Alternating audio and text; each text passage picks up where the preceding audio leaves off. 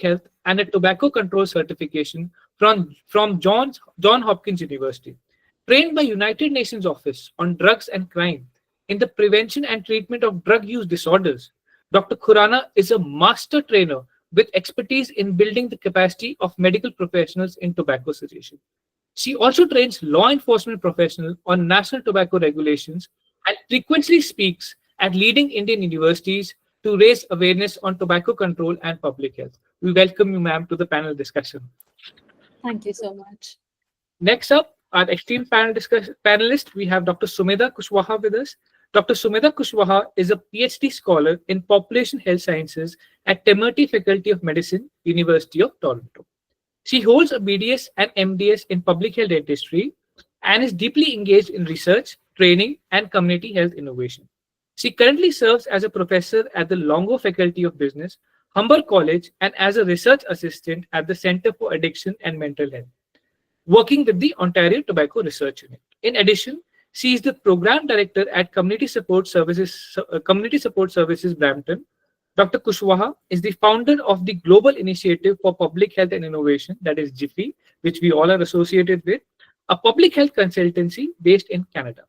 In India, she established two key organizations. First is ATTACK, and the second is IIDA.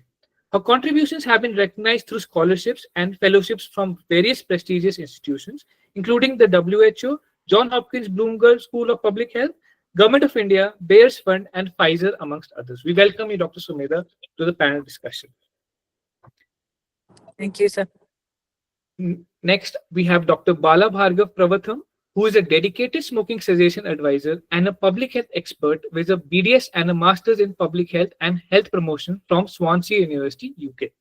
He is a certified oral cancer screening consultant and NCSCT smoking cessation practitioner, as well as a fellow of the Royal Society for Public Health.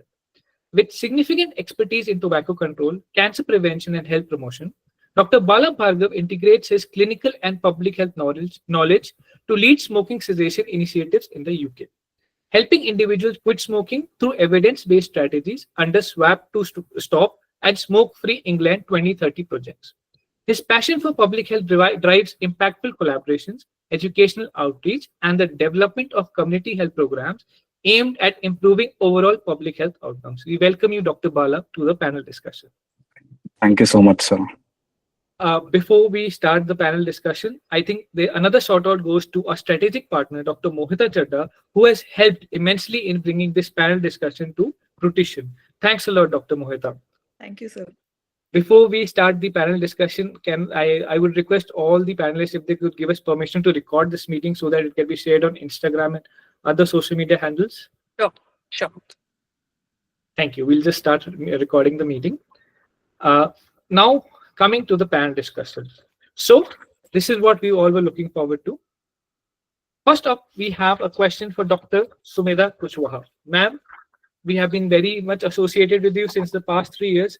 Ma'am, the World No Tobacco Day theme is Unmasking the Appeal, Exposing Industry Tactics on Tobacco and Nicotine Products.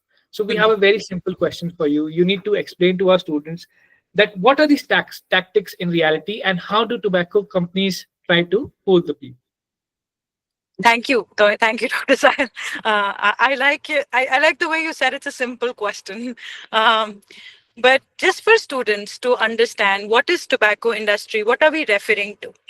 So just understand that there are different tobacco products like your smoking tobacco, your smokeless tobacco, what we call as ENDS, that is electronic nicotine delivery devices, which include heated tobacco products, electric cigarettes. So the companies that are manufacturing these is called the tobacco industry. Now, you might think that these are different companies, but in reality, they all work together. They're like a mafia that controls the entire industry. And I have no shame or no guilt in saying that they are mafia because they actually control the entire industry.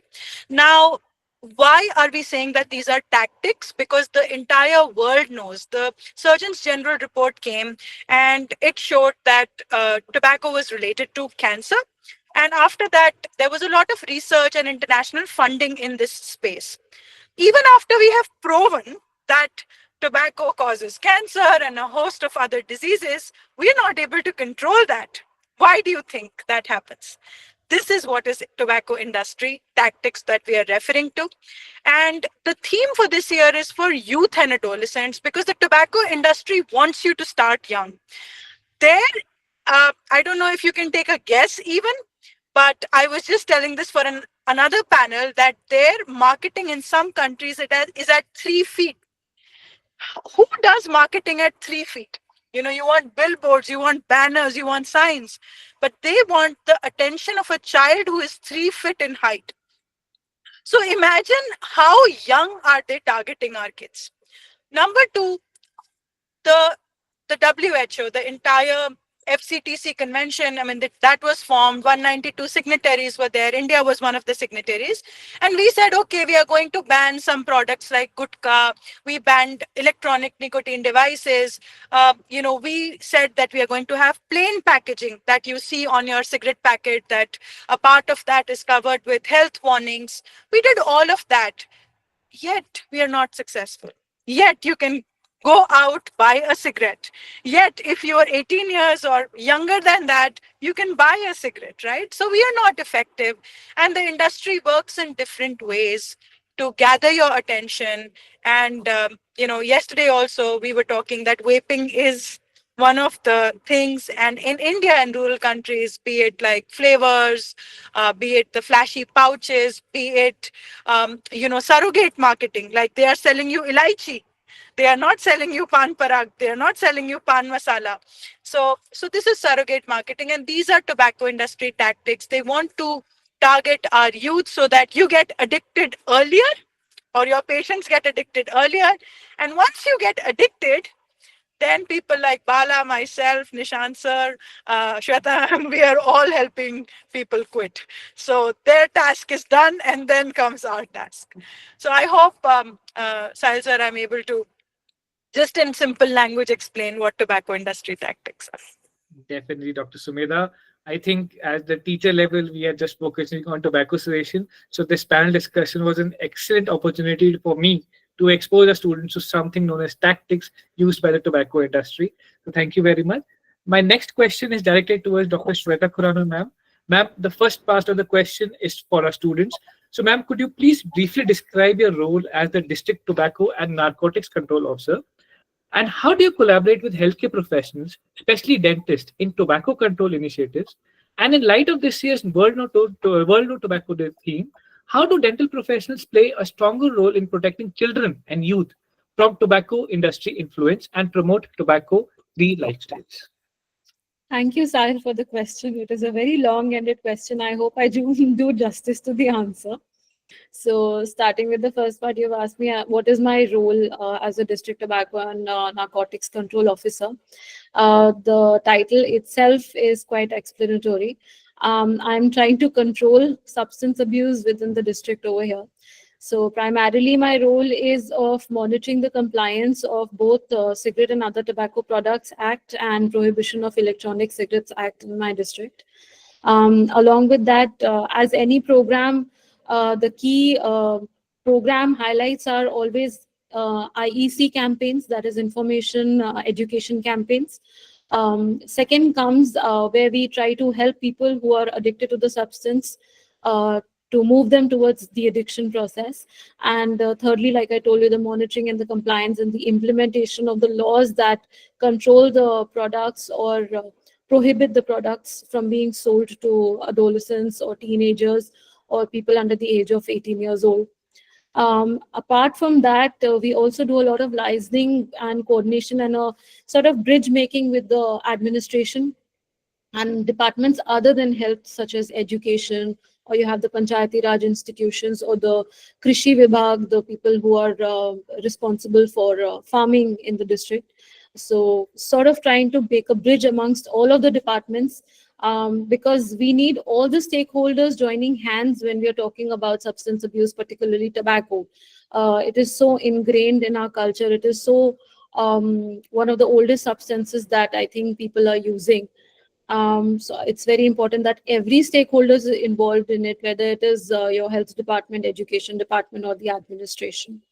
Apart from that, if you're talking about how do we bring about health professionals, particularly dentists, into this cessation or awareness per se. So a collaboration with all the dentists within our district is quite mandatory, I think, everywhere also. And recently we did one of our training programs with Dr. Mohita and Dr. Sumedha, where they trained all the dental professionals in how to use evidence-based protocols in cessation methods, like our 5 A's that we use: the ask, advise, assess, assist, and arranging follow-ups. This is something I think dentists per se are not very well trained in. And I am hoping that in coming years, when we are studying community medicines, particularly in our 4th year of our dentistry, we are taught about basic cessation methods, because I think we as dentists come across far more tobacco users than other health professions.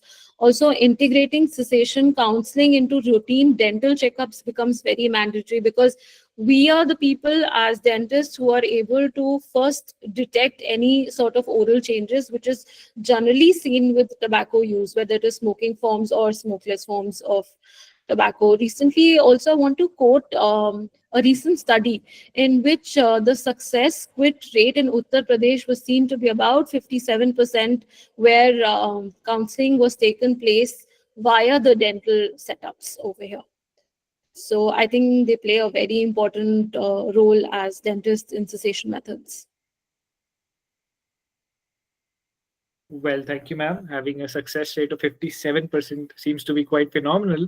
So thank you for all the efforts that you're putting in to eradicate the use of tobacco in your district.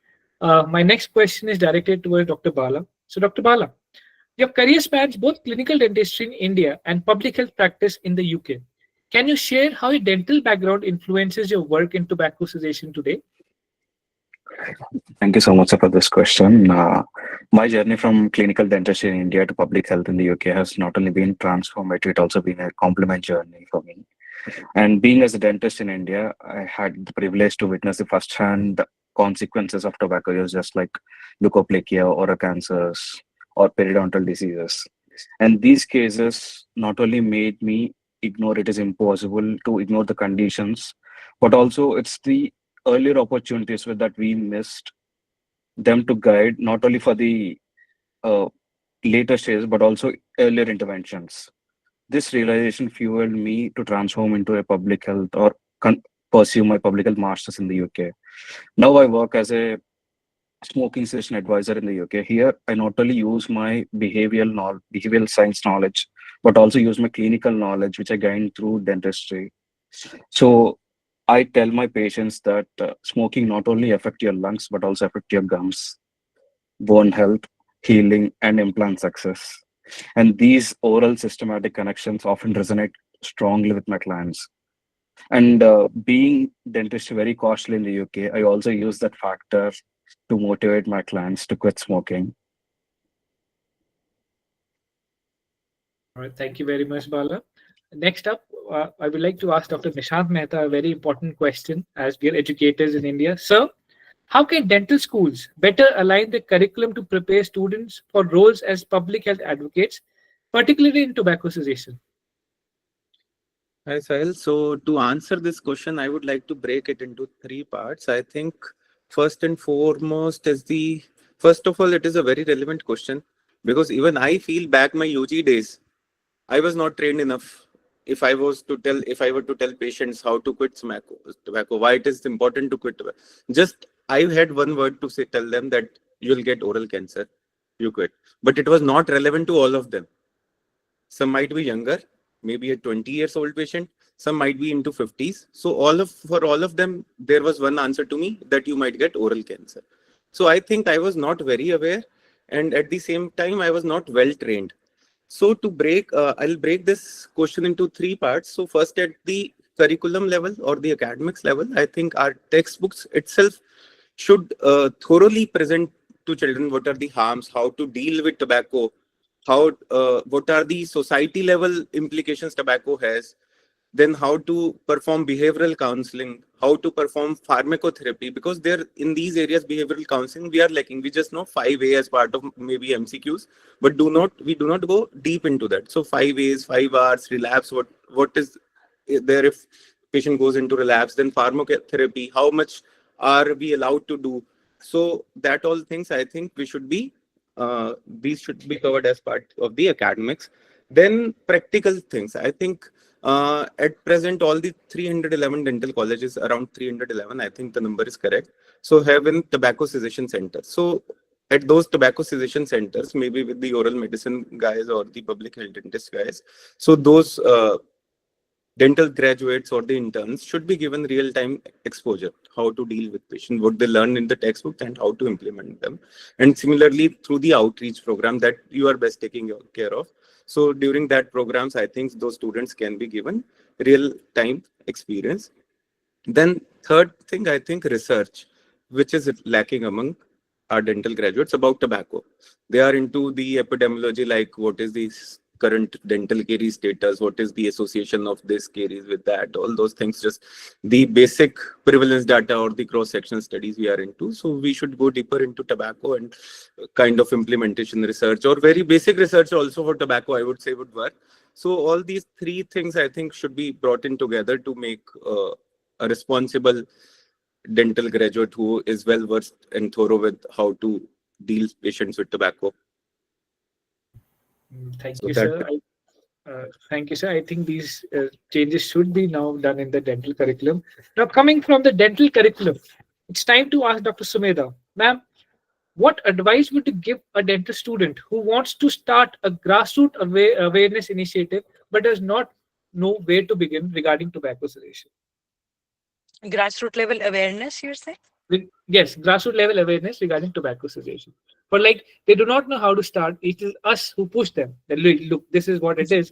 These are the 5A, 5R, 5D. This is how you're supposed to do. But if a student in first year or wants to start from the beginning, so how does he do that?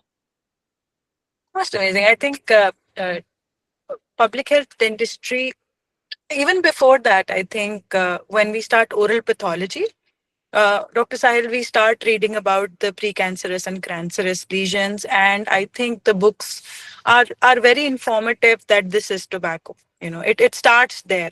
I think in first and second year, and third year, it is public health dentistry which is introduced, and even oral medicine and radiology which introduces, talking about tobacco cessation.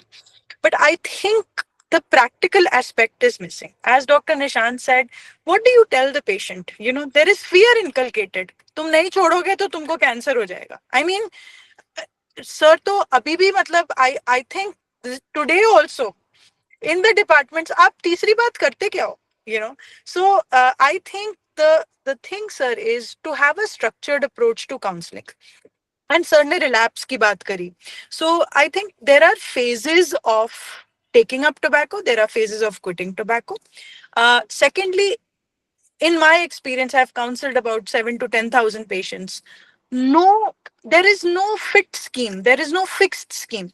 It is a customized approach to every patient. Every patient is different because see, you are at an intersection of mental and dental health. You have to understand that this is psychology. This is not dentistry. So having the core tenets of counseling, which is psychology, which we teach as ORS or we teach as MET, that is motivational enhancement therapy, or motivational interviewing, or cognitive behavior therapy, or we teach as affirmations and all of that. This is all psychology. This is not dentistry. So you are asking a dental graduate to actually have the tenets of psychology inculcated in the practice. Now, there are two parts to this. One is the academic part, the second is the practical part. Like sir said, I totally agree with him. कि academic तो आप सिखा सकते हो, but जब तक उनको practice नहीं है, अभी इसका मतलब है assistant professor, associate professor, and HOD should also know counseling so that they can actually evaluate if they are counseling rightly or not. Sorry, but since now I'm not with the Regional Institute of Medical Sciences, I can speak forward and straight. So जब हमारे teachers को भी उनको assess करना आना चाहिए. And sir, I also think like we have practical exams. I think one case or two cases in MDS exam and BDS exam should be there for tobacco cessation counseling. कि आप एक patient पकड़ो, उनको 6 महीने तक counsel करो and अपनी report में लिख के बताओ हमें, and they should be graded for it. Because see, this is a reward principle. Tobacco cessation also and students also. So अगर स्टूडेंट को लगेगा कि हाँ मेरे इससे नंबर आएंगे, तो वो ज्यादा खुद समझने की कोशिश करेगा. That is a practical tip that you guys can inculcate. And I should tell this to Dr. Vikrant Mohanty. He's the person who makes all this. I think I should tell it to him. And second, sir, I think on the practical aspect, there is the thing that you learn from the psychology aspect in counseling will go a long way in your private practice also. Because private practice, if they get into it, is all about communication. It's all about rapport building. It's all about empathy. So it's not just that these skills of psychology or mental health will be used only in tobacco cessation counseling, but throughout life. That is my 2 cents on that. And you can also, have people like Dr. Shweta or Dr. Nishant or myself train these people, and we also have digital solutions now which we can offer. Well, thank you, Dr. Sumedha. So we have already 2 suggestions for the changes in the dental curriculum, which are very much welcome. We are teaching a very dated curriculum to our students, not aligned with the current scenario and with the current advancements. Now coming to Dr. Shweta, ma'am, this question has been specifically selected by me, and I want you to explain to our students in your own words that, ma'am, what is the Yellow Line campaign, and please tell us about it. So Yellow Line campaign is a very interesting campaign that started somewhere back in 2017, where a yellow line was symbolically painted in front of the gates of all educational institutes over here in Uttar Pradesh, all 75 districts, which basically symbolized, and it was written in local language or in English, that this is a tobacco-free zone. So because it's a very nice, bright yellow color, and a lot of students were also involved, they would also come and take the road paint and paint it and write, this is a no tobacco zone, sort of demarcating that once you cross this yellow line, you cannot use tobacco, any form. So a very symbolical but very powerful message to anybody entering and making an educational institute a sort of a sacred place where, nobody's going to abuse substances, nobody's going to think about tobacco, nobody's going to carry any tobacco products inside, whether it is cigarettes or whether it is lighters or whether it's any other form of tobacco. So a very powerful way of messaging, very symbolic, and something that has been, I think, copied in several states now. So they have their own versions of a yellow line. Some people have a pink rose campaign going on where they would give people pink roses on a particular day entering the school, and symbolically telling them that we are a tobacco-free educational institute. So very impactful also. Thank you very much, ma'am. So I'm sure our students might have heard it from your own self that this is an initiative being taken. As far as I'm concerned, in Himachal, we are lacking this initiative, but something to take away from you and learn about it. We'll try to implement it at least in our college. So thank you very much, ma'am. Now coming to Dr. Bala. So Dr. Bala, something that our students also need to know, that in the UK, harm reduction strategy includes vaping as a tobacco cessation tool. How is this communicated within dental care, and what role do dentists play in helping patients understanding this approach? Sir, in the UK, vaping is viewed as a harm reduction technique, and there's a national campaign for this called as Swap to Stop. So, government here in the UK promotes vape as a smoking cessation aid, which says that according to the evidence in the UK, published by the Public Health England in the UK, it says that vaping is considered as a 95% safer comparatively to the cigarettes. That's how we give patients it as a smoking cessation aid. And coming to your question, what part the dentists play in this? Dentist, unfortunately, doesn't have any direct part in this because in the UK, we have a particular department called as smoking cessation or a tobacco cessation department, where there are smoking cessation advisors or a tobacco cessation advisors who are specially trained in this cause. So, but as a dental professionals in the UK, everything is interlinked with the National Health Services in the UK.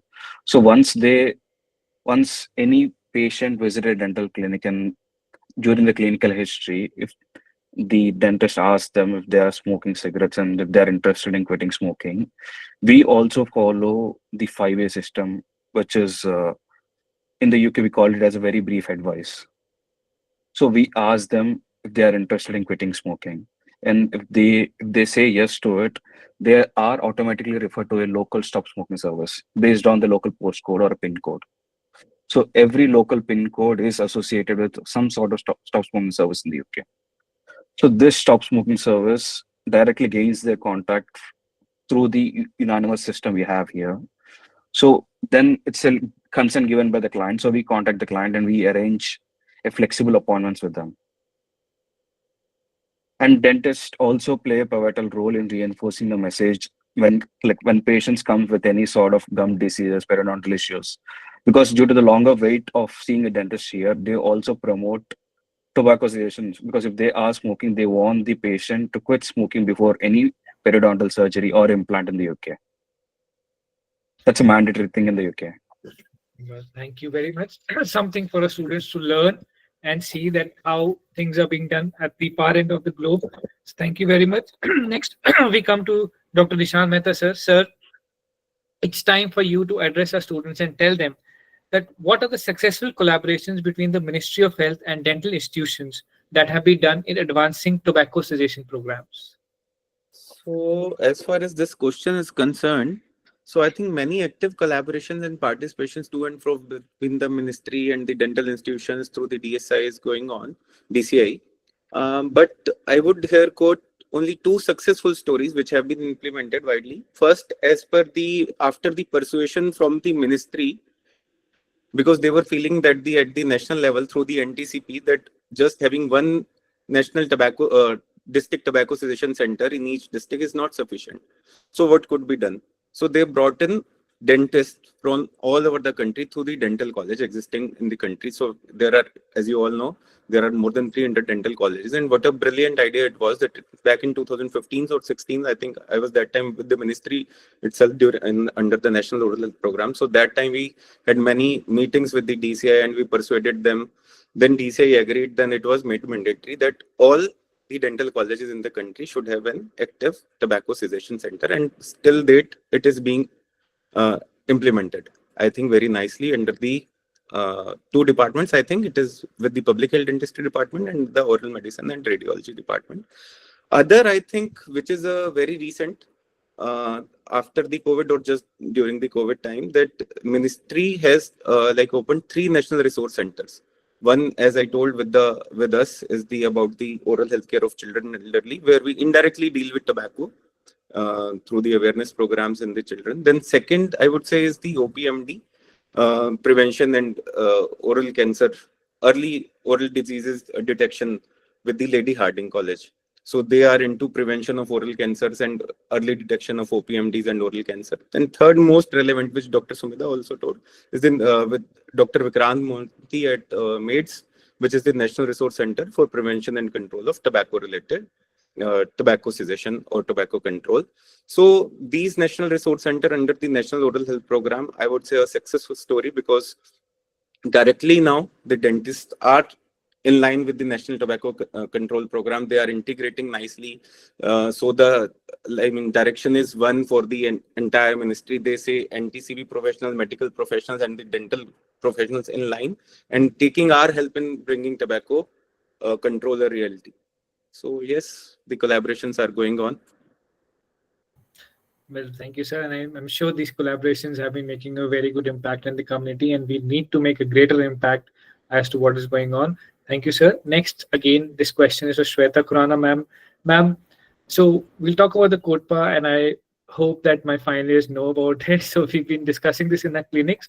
But what are the most common violations of CODPA that you encounter in your regular practice, and how are they typically addressed by you? Interesting question. Like I yesterday said, that India is one of the has one of the best laid laws in the world, but sadly not as well implemented. I think, uh, I know it'll be a surprise. You'd probably think that it is smoking in public areas, but when we go and we try to do enforcement, we have seen that the maximum violations come under the CODPA Section 4 subsections, which is designated smoking areas. So I'm sure a lot of you that have visited hotels or restaurants in India, particularly, you would see that the designated smoking area is not what it is supposed to be. You've only witnessed a true designated smoking area at the airports for everybody over here. Otherwise, when you go to a hotel or you go to a restaurant, they usually have one corner that they would name as a smoking area per se, or they would say the balcony or the outdoors area, you can go and smoke over there. So that is something I think the restaurant owners or the hoteliers and the enforcement agencies also do not know much about. That, a designated smoking area has a certain dimension to it. You're supposed to have a negative pressure in a designated smoking area. And one of the most important things is that you cannot provide any service in a designated smoking area, be it drinks, be it smoking devices, be it food, because all of these fall under the purview of services. And this is how we are able to control hookah use within our district, because hookah is like a service that is being provided in the restaurants very commonly, and very commonly to youngsters and adolescents. So that is one violation I think people are not very aware of, and which is why it's very easy to break also. And it's challenging because over here you're supposed to control the restaurant owners, and you're supposed to control the hoteliers, you're supposed to inform it to them. We have displayed several public notices via the newspapers and the radio channels informing them. But yes, I think that is a little challenging when it comes to the Section 4 subsection of designated areas. Thank you, ma'am. Something for our students to now understand and learn. So, like you said, we also thought that smoking in public areas would be the most common violation. But thank you very much. So, something we will learn, and we'll learn about the negative pressure that you're talking about. And sometimes we can discuss it with you in the future also. Moving on to Dr. Bala. Dr. Bala, what elements of the UK model, whether it is school-based intervention or brief advice systems, community outreach, do you believe could be adopted in India to strengthen the dentist role in tobacco control? So there are many aspects of UK that can be used or diverse to the Indian population. Like one is the main thing is having trained certification, not only in proper counseling but also in motivation interviewing. Like Dr. Sumedha ma'am said, it's more of a psychological aspect rather than a clinical aspect. And every patient is different to other patients. So although we study it theoretically, we need to understand what are their reasons behind smoking. Before understanding all this, one, we need to build a rapport with the patient. And we should be non-judgmental. We should show empathy with them. They should feel that they're in safer hands, in a safer zone, so that they can open up. They should open up in such a case that even if they are smoking, although they say they quit it and they say they don't smoke, they should come to us and they should say that then they still smoke, but they want to quit. They need help. That's how safe the psychological thing plays in this. So coming to the brief advice protocols, we follow very brief advice system in the UK. So to cut it short, it's a 30 seconds protocol that we follow in the UK. Every health care professional in the UK asks a person who smokes cigarettes that if they are interested in quitting smoking. If they say yes, they've been directed to local service. If they say no, we make sure that they're aware of what all help they have in the community for them. And second, community-based outreach programs. This is a major jewel in the India, because in the UK we only do community outreach only in summer, and rest of the year we don't do it because due to the weather is not cool for us or something. So here in the UK, we currently do community outreach only from the month of May till August. That's it. Rest all months we promote it to social media, which doesn't really affect much in the UK. And being India is a technology-based country, even social media promotion also plays a crucial role here. And including that with the carbon monoxide reading, the main thing here we promote in the UK is carbon monoxide reading. Carbon monoxide reading or monitoring is a very crucial device which shows the visual changes of a person to a smoker to a non-smoker. Even in the smoking cessation journey, we compare the levels. What are the levels that when they started while they're smoking to the levels when they quit smoking? So this comparison not only motivates them, but also makes sure that they are in this flow all their lifetime. And one more thing is peer mentor advocacy models. Here we follow the group mentor or peer mentor counseling thing. So where we mingle up the current smokers with the ex non-smokers or ex-smokers, sorry, my bad. So we mingle up them in a group and then we make sure that it's an interactive session so that they share their thoughts, they share their journey with them. I think all these models could be implemented in India. Thank you, Dr. Bala. Definitely, we'll try to implement some in our clinical practice or while we're going for camps. Now, coming to Dr. Sumedha. Dr. Sumedha, we've had the start training with you. You have extensively trained us in the app and you have been taking the trainings all across the country. So, ma'am, what is the challenge that you face with digital suggestion strategies and what solutions do you think, ma'am? So, what are the roadblocks in digital suggestion and what do you look, what is the future? So, how would you like to address that? I think, Dr. Sahil, digital is the future. I mean, I don't just say this to say it, but I've been at the forefront of cancer detection, early cancer detection, for breast, oral, cervical, or tobacco cessation, or alcohol cessation, or cannabis cessation for 15 years now. We've been on the forefront. We've seen technological advancements. And, for me to always think, हम Shweta ma'am के साथ, I think I can speak in Hindi a little. हम Shweta ma'am के साथ district में 3 tobacco cessation centers चलाते थे. And my thought was always कि अगर हमें 3 से 300 करने हैं, how do we go about it? I mean, I cannot be the change and she cannot be the change, and हम इतना नहीं कर सकते हैं monitor क्योंकि there is a lot of data. आपको ये देखना पड़ेगा, tobacco cessation is a longitudinal process. आपको 3 months, 6 months, 9 months, 12 months, even years का data चाहिए.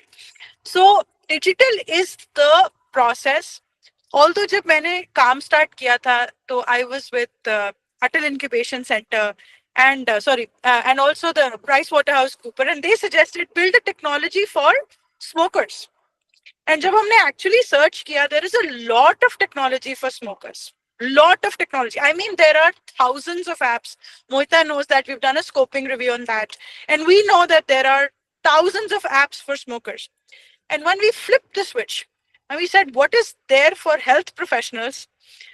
We have a systematic review that's coming, and we have a total of 13 studies for digital intervention for health professionals and 3 studies for training across, I think 4 for training, 1 in Thailand, 1 in the US, and 2 in the US and 1 in India.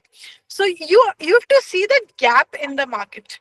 So I think digital training is very important, and just how when I was making it, and Shweta ma'am was a part of it because हमें government से काफी support था, Swasti Charan sir, Mohanty sir, they've supported in this journey, and हमें ये था कि we should make something क्योंकि बच्चों को याद रखना सेशन 1 में क्या बोलना है, 2 में क्या बोलना है, 3 में क्या बोलना है, 4 में क्या बोलना है. It was very tough. What are withdrawal symptoms? How do you cope up with them? अगर किसी का relapse हो रहा है, how do you cope up with them? Digital is the way, Dr. Sahil. Digital is the way, or technology is, a double-edged sword. But if you can facilitate the use of technology for data collection, for, GIS, I think PGI Chandigarh में GIS के ऊपर बहुत अच्छी study हुई थी. I'm forgetting the name of the professor, but they did wonderful work. And I think to train our doctors also, if digital technology can be used, I think that would be wonderful. Challenges are कि ये एक curve है. By nature, there are some early adopters of technology, then there are mid or moderate adopters, and then there are laggards. I mean, it's the model, right? So वो एक shift है. But I think अगर UI UX, अगर interface आसान है, अगर हम instructional design के features use कर सकते हैं to make it simpler for adoption. I think, again, I'll quote Dr. Nishant because he's working in implementation science through REAIM model, through CIFA model, through various models. हम देख सकते हैं कि उसकी adoption, implementation, maintenance हो रही है कि नहीं. So I am a big advocate, and we've donated Orca to you. We've done startup trainings for you. So, and oral cancer and tobacco will always go hand in hand. So that is why we have given you Orca and startup together. You should go full on digital and build a model in Himachal that this can be done digitally, and make a model and prove it for other states to copy. Definitely, we'll be support trying to do. We'll be trying to do that. And it's a good, easy app, so we've been using that. So thank you very much. Dr. Nishant Mehta, sir, something for a question, students to, again, you need to address it. So we do tobacco cessation, we teach them, but what are the common ethical dilemmas or challenges that we can face in tobacco cessation, sir? This is what something to my heart. It's a very sad reality which I would like to tell you here. So we are like from the health background, and obviously under the umbrella of ministry we are directly working, and other dental colleges also. So only I would say health ministry is concerned about the ill effects of the tobacco, or is trying to bring a change in the society. Other things like you take HRD ministry, around 20 lakh families in our country. This was pre-COVID data, which I'm telling. I do not have any support with the new data, or new census has not been done. So more than 20 lakh families. So total members would be somewhere, if we take 4 members in a family, to 70 to 80 lakh would have been easily, directly or indirectly dependent upon the tobacco as their livelihood. Now the grave problem is the workers, or these factories employ young children, the adults, the mothers. They themselves have become addicted to tobacco while in the processing of the tobacco, or during the cultivation, or the doing various things, or the processing. So it is not possible for you or anybody, or at the upstream level, to re-employ them into some other thing, because they have become addictive. So those 20 lakh families are directly or indirectly into tobacco. Now it is a very big difficult situation to rearrange appropriate work for them to relocate to some other sector. Then you take agriculture ministry. For them it is a crop.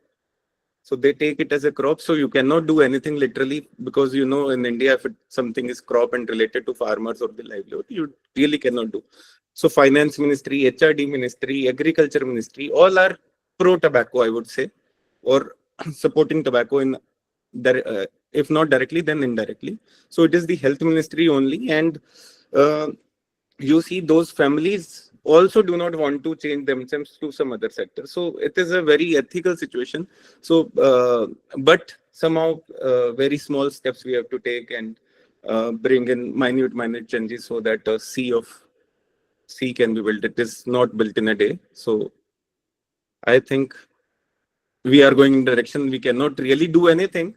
This ethical situation is there, but yes, you are from the health background. You have to play your part and do your bit. I'm not discouraging anybody. Yeah. Well, thank you, sir. So moving on from ethical dilemmas, it's time for Dr. Shweta Khurana ma'am to address the creative or culturally sensitive methods that she has been doing in spreading tobacco awareness amongst vulnerable or high-risk groups. Yes, so because Gautam Nagar, the district where I am posted right now, it is a very sensitive area, primarily because we have a large population that is migratory, which in both senses is rural and very urban. Because we are bordering with, on one side, we are bordering with the very local rural areas of the state, and on the other side, we are bordering with Delhi. So What one would think that we are probably trying to only curb one particular type of tobacco or address only one particular kind. We are not. We are facing from both ends a cultural shift in tobacco consumption, and also when we are trying to de-addict people, we have to deal with both kinds and both strata of the population. Some tailor-made approaches that we think are successful and something that we are using within our district right now is primarily school-based activities. These constantly include monthly activities at every school, which have been mandated by the district administration and the district education officers, that every school, every college has to once a month conduct a campaign for tobacco-free India or a drug-free India campaign. And we try to collaborate with NGOs also, and we used to collaborate with Attack, where we conduct tobacco surveys, or we'll do tobacco poster presentations or debate competitions or quizzes. And very importantly, we try to do these in local languages, because when you go to certain schools which are basically come under BSA or come under the rural areas, we try to conduct all these programs in local languages. So that is something that we have seen, which is very effective. Other thing that we have been trying to do since I have been posted in the district is we are trying to target or conduct special awareness camps for daily wage earners. So a big section of our society are the laborers, and we tend to miss them because they're migratory population and they're usually coming from neighboring states or neighboring areas. So we conduct specialized camps for them, for factory workers or even slum dwellers. This is a particular group that is very vulnerable.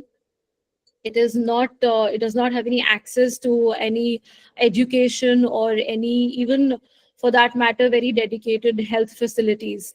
And more recently, what we are trying to also do is, in fact, on the 3rd of June, Sumedha's team is also going to be over there. We are conducting a special health camp for orphanages.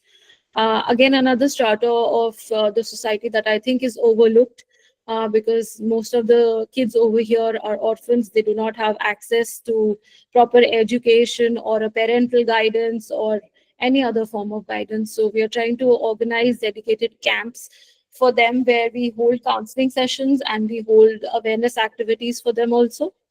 In the last year, if I would give you a rough estimate, 2,000 daily wage earners have been they have come to our camps, and we have outreached our activities through them.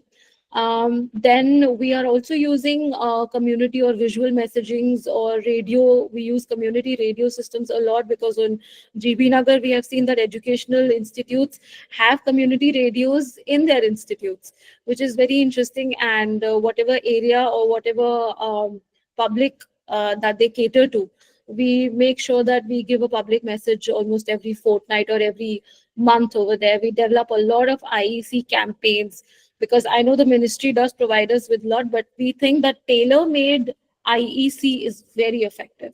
So you could have a general poster or a pamphlet or a general banner, but if you tailor-make it to a particular community or tailor-make it to a particular strata of the society, it's way more impactful and more accepted. Then, of course, we have audiovisual methods and we do presentations. Another thing that we are trying to do is we're trying to do the enforcement with education departments. They do inculcate a lot of awareness activities, but what we're trying to do is a visual enforcement method where, as we know, in COTPA Section 6, you're not supposed to have any vendor 100 yards around the school or an educational institute. So when we conduct an enforcement activity, we make sure that the school's administration and a few students are witness to these enforcement activities. What this does is this brings a mega shift in their perception. They now know that, the enforcement will take place and it is very effective also.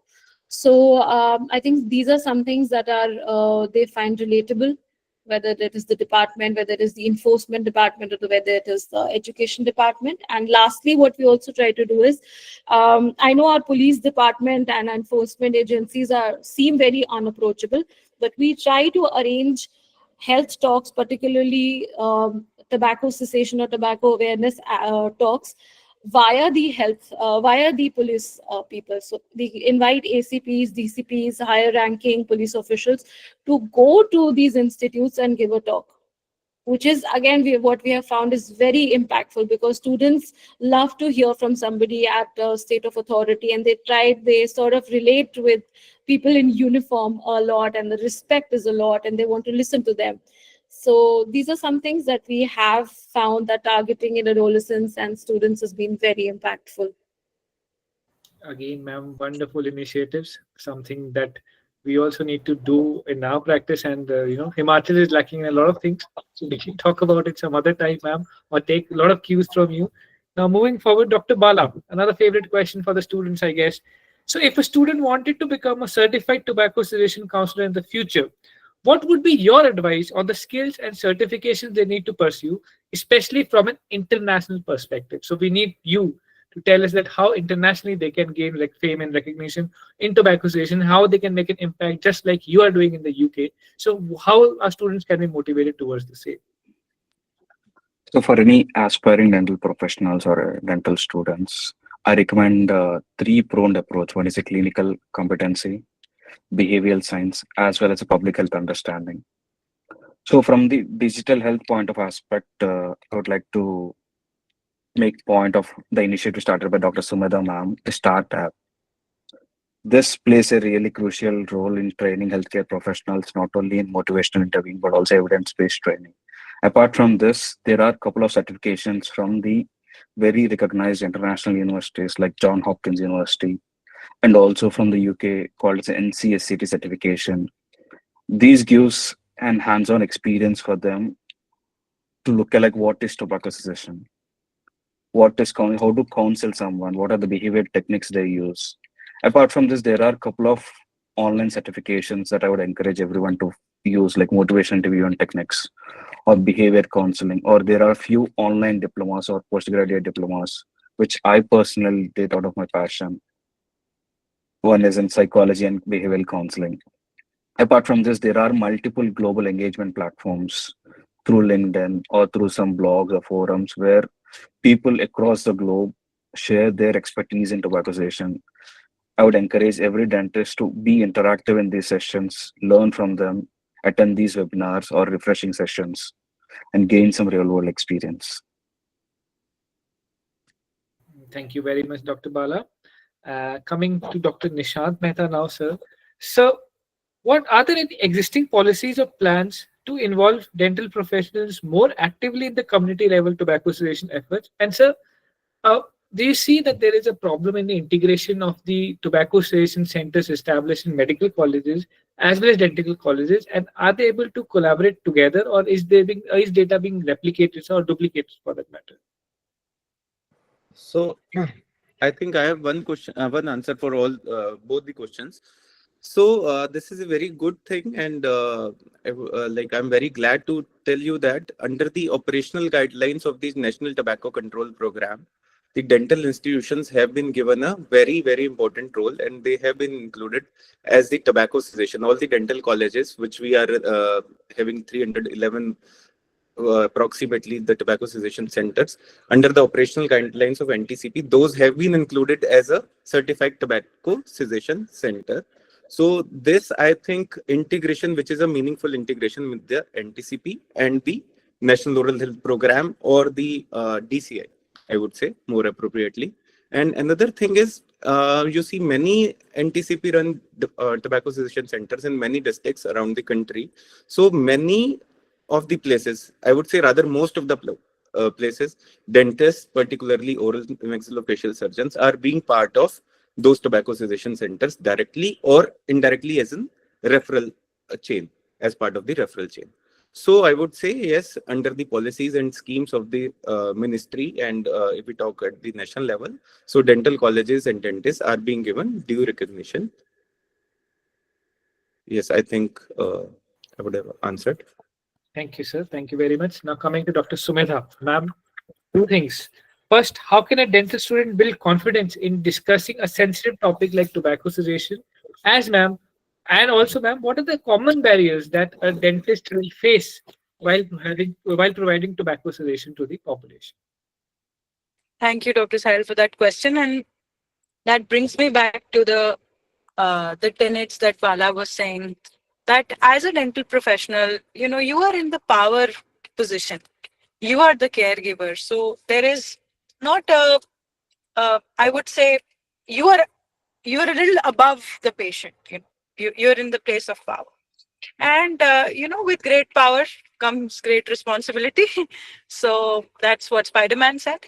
So we have to understand that we have to be non-judgmental, because a lot of times this is where academics kick in. We have read so much about the ill effects of tobacco, and when the real life patient comes, we are like, oh my god, this must be the villain of life, and he's an idiot who's doing this. He doesn't know, all sorts of things that you can think of. So first is to be non-judgmental. Second is empathy. Empathy has to be there while you are providing this, which means that हम सबकी जिंदगी में ही एक ना एक void है, एक ना एक खोखलापन है. कोई उसे खाने से दूर कर रहा है, कोई उसे शॉपिंग से दूर कर रहा है, कोई उसे सोशल मीडिया पोस्ट बना बना के दूर कर रहा है. You fill that void. And अगर आप किसी से भी बात करो, मैम ने भी डेली वेज अर्नर्स की बात करी, हम जब उनकी काउंसलिंग करते थे तो वो हमें कहते थे, मैम हमें बहुत भूख लगती है, पैसे नहीं होते, तंबाकू रख लेते हैं मुंह में तो भूख नहीं पता चलती. और a bus conductor will tell you that ma'am पूरी रात गाड़ी चलानी पड़ती है, ड्राइवर के साथ अवेक रहना पड़ता है, so I need to chew that tobacco because it kicks in that dopamine and noradrenaline. Those are the rush chemicals. So हर बंदे की एक जर्नी है. मे बी किसी की मम्मी गुजर गई एंड उन्होंने स्मोकिंग स्टार्ट कर दी and they are taking refuge in that substance. And मतलब आपको ह्यूमन बनना पड़ेगा, डेंटिस्ट बाद में आप आओगे. So you have to become their friend, their as Bala said, they have to have a safety net in you. अगर उनको थोड़ा सा भी जजमेंट लगेगा, उनको थोड़ा सा भी ऐसा लगेगा. अच्छा, दूसरा क्या होता है, अभी किसी ने बोला कि हम 200 पेशेंट देख लेते हैं दिन में, है ना. तो आप ये देख, हेल्थ वर्कर का भी तो फटीग है ना. मतलब डेंटिस्ट वो इम्प्लांट ठीक से लगाए कि वो आपकी एम्प्टी करे, सो कहीं ना कहीं आपको एक हेल्थ वर्कर फटीग के बारे में भी सोचना पड़ेगा. And you have to understand कि आप थोड़ा स्लो काम कर लो, दैट इज ओके, बट आपका जो इम्प्रेशन एक पेशेंट पे रहेगा, that is the teachable moment that we all talk about. And be it a prosthodontist, be it an endodontist, be it a periodontist, your words matter to the patient, and last but not the least, I think listening. हम सब सुनते हैं पर हम समझते नहीं है. तो active listening, reflection, simple reflection, complex reflection आप करें. और इन चीजों के बारे में मैंने बॉडी पोस्चर के बारे में भी बात करी है कि जब पेशेंट से बात करें तो उनकी टिप ऑफ द नोज पे देखें, सीधे आई टू आई कांटेक्ट नहीं करें. कल हमने जेंडर सेंसिटाइजेशन की बात करी थी कि जब हम काउंसिल करते हैं, औरतें बहुत डिफरेंटली रिएक्ट करती हैं और आदमी बहुत डिफरेंटली रिएक्ट करते हैं. तो आपको ये समझना पड़ेगा कि vulnerable populations like veterans, army veterans, या फिर जो आपके एडोलेसेंट्स एंड यूथ है, उनके साथ आपको काउंसलिंग स्ट्रेटेजी बदलनी पड़ेगी. तो मैं मतलब बार बार कहूंगी कि इसमें आपको इंसान बनना पड़ेगा, इसमें आपको ज्यादा ह्यूमन बनना पड़ेगा, और डेंटिस्ट्री मतलब सेकंड है, क्योंकि नॉलेज तो उतनी हम सबको है ही, मुझे लगता है सर. तो ये इंसानियत का खेल है, ये डेंटिस्ट्री का खेल नहीं है मेरे हिसाब से. Chadha, your hand is up. Yes, Sorry, I was I'll about to pass ask you that regarding the same, ma'am. Yes, so because all of us are coming from the same background and same point of view and same thought process, and there's so many students over here that are listening to us and probably taking a lot of information. Maybe some of them are making notes. I just want to add something before I forget. Whenever I felt dejected and whenever I felt that this is like a very losing battle, every time I see somebody smoking or every time I see somebody, I just have two success stories to share in two very different fields that I interacted with. In 2023, we had MotoGP in India, the first MotoGP that took place over here. And it was huge at the scale that it was conducted. what my department and I did is that we ensured that the MotoGP event in Gautam Buddh Nagar was a smoke-free, drug-free, vape-free event. So we asked all the sponsors to give it to us in writing that there will be no product that will be sold at this event and nobody will be allowed to consume it, which is a very big feat because what happens is whenever these events are sponsored or whenever these events take place in any state or any country, the first tactic that is used by tobacco industry is to either sponsor the event or provide the products at this event. And even today, when you go to other states, I have witnessed something like college fests or even smaller events. You see these products being sold and very easily consumed also. But we made sure that in Gautam Buddh Nagar, this will not happen. So because we won at it, sort of a battle, it feels a very big achievement. And the second thing that why I remembered is because right now, somebody called Mr. Kaleem. So he's currently with the MIS division in the SPMU unit of NHM UP. He was previously in 2017-18 posted at our office. He was somebody who was suffering with very high blood pressure. And I made it a sort of a personal mission to counsel him to be able to stop smoking. And every World No Tobacco Day, every 31st of May, I receive a message, ma'am, it has been so many years that I have not touched tobacco or I have not smoked. So today he sent it to me that October 2018 to 30th May 2025, I have not touched smoking. Which is a personal win. I think I don't know who to thank, but it's a personal win for me. And I think this is a platform I would love to share it on. Thank you, ma'am. I think Dr. Nishant Mehta also wants to add something to this. Sir, I would like to add here. Yeah. So they say दुनिया का सबसे आसान काम तंबाकू छोड़ना है और मैं इसको 100 बार छोड़ चुका हूँ. So हमें थकना नहीं है. We should not be losing up. We should again and again pursue. We will find challenges that we are difficult. It is very difficult to convince patients. They again go into relapse and again start. But we do not have to stop, and we have to make this No Tobacco Day every day.